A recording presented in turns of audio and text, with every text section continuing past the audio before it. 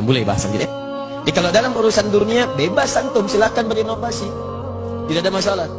Mic misalnya, yang tadinya pakai kabel, sekarang tidak menggunakan kabel. Boleh. Ya. Apalagi ini sekarang besar, besok bisa jadi kecil. Ada yang nempel di telinga, ada yang macam-macam. Silahkan. Tidak ada masalah. Sekarang orang presentasi, itu touchnya sudah nggak bawa handphone lagi. Di beberapa tempat sudah menggunakan lebih canggih lagi. Dia ada yang dilipat. Ya, dia ada yang seperti film. Yang dulu kita konika itu seperti itu, dia lebarkan seperti ini. Ada yang pakai sentuhan saja, layarnya nggak nampak. Macam-macam. Itu nggak ada masalah urusan dunia. Tapi dalam urusan syariat, kata Nabi, jika ada seseorang mengada-ngadakan sesuatu dalam perkara syariat yang tidak ada dalil, tunjuk, dan atau, kalimat ini mesti muncul, dan atau contohnya.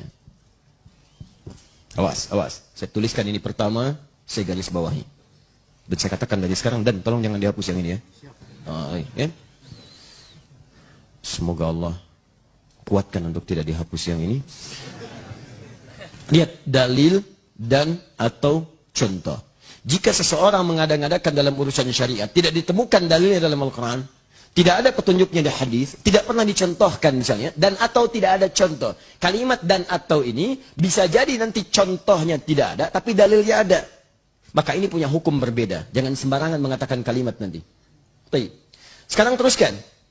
Wa syarrul umuri muhdatsatuha.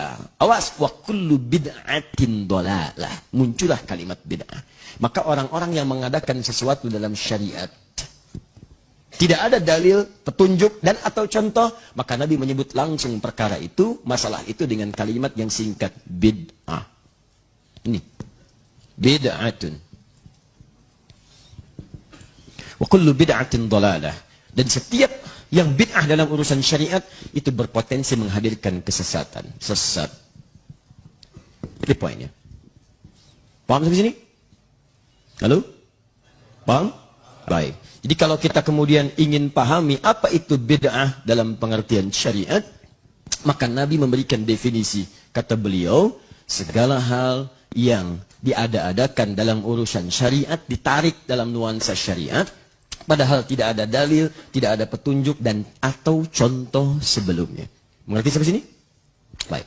Kalau dipahami, maka lihat konsekuensinya. Pertama, kullu bid'atin dhalalah. Setiap yang diada-adakan bisa tersesat. Dhalalah itu bisa untuk pribadi, bisa untuk orang lain. Jadi kalau ada orang berkreasi dalam urusan syariat, berinovasi dalam urusan syariat, dia bisa tersesat, orang lain bisa ikutan sesat. Jangan seketika, oh ini maulid bid'ah, Masya Allah, antum tuh bid'ah dari kepala sampai kaki. Ya. Saya luar biasa kesal, kadang ada orang bikin perbandingan begini, maulid Nabi, maulid. Zaman Nabi tidak ada coret, zaman sahabat tidak ada coret, zaman tabi'in tidak ada coret, zaman ini ada, lalu diserupakan, ya ikut-ikut ke sini. Antum kalau mengamalkan hukum seperti ini fatal. Zakat pakai beras, zaman Nabi coret, zaman sahabat coret, ya, zaman tabi'in coret, zaman ulama coret, zaman antum ada bid'ah antum. Cara menyimpulkan hukum bukan seperti ini. Lihat turunannya, lihat dalilnya, lihat pemahamannya, lihat turunan-turunan fikihnya.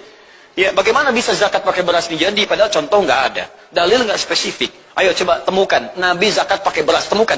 Kalau antum menemukan, Masya Allah, saya bermohon kepada Allah supaya Allah mempercepat hajinya antum dan masuk surga.